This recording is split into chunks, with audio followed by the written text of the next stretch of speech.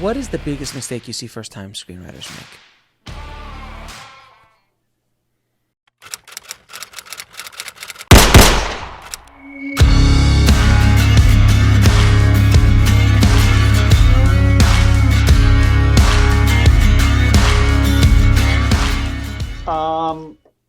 Well, when you're a first-time screenwriter, you're learning the craft. So there's a lot of things that you don't know how to do well yet. Mm-hmm.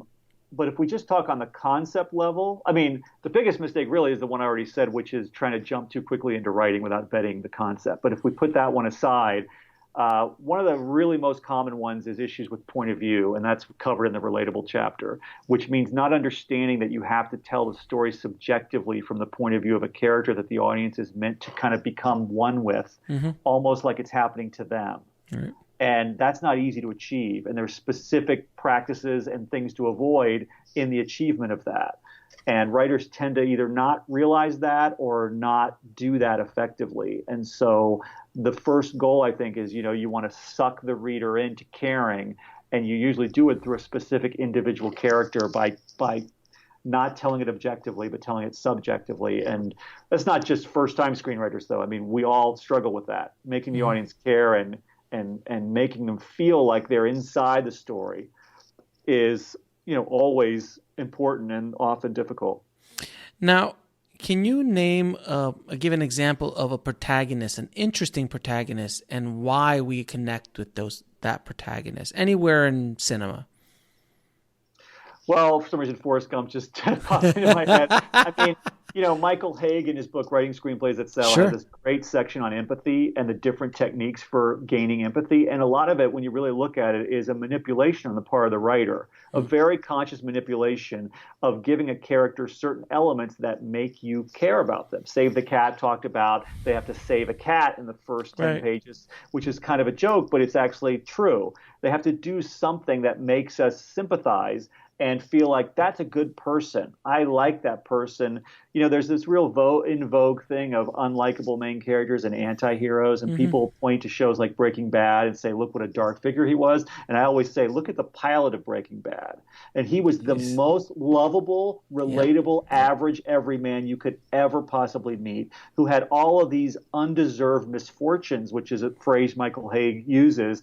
When you give a character undeserved misfortune, like Forrest Gump didn't ask to be mentally handicapped and have those things on his legs and have people make fun of him, it's not fair. You immediately side with the poor, lovable, nice kid who's got these unfair things about his life. He didn't ask to not have a father. He didn't ask to be picked on and chased, all these things that are just totally not fair. And in his simplicity, there's a goodness and a lovability that just makes you feel like he's your kid, like you just want to protect him. I forgot what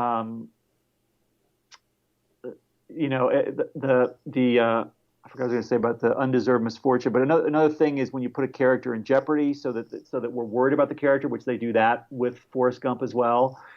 And Michael has this whole list of things that are really genius.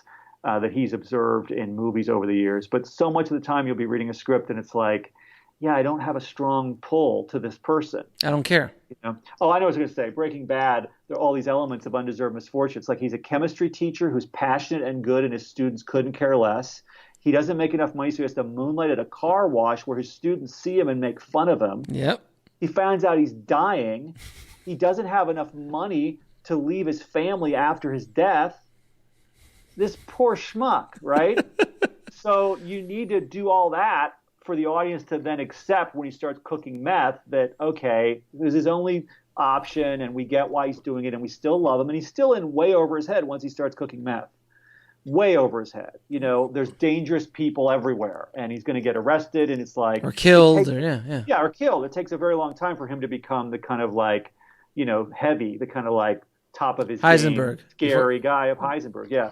So I just think it's a mistake to just say, oh, you can make your character really unlikable and it's fine. I don't even worry about it. It's not, you can't get away with that as easily as it might seem. So I'm always explaining to people, well, here, this character that you think is unlikable in this thing that really worked, let's look at all the things that actually make them likable. And usually there's quite a few of them that people didn't even notice.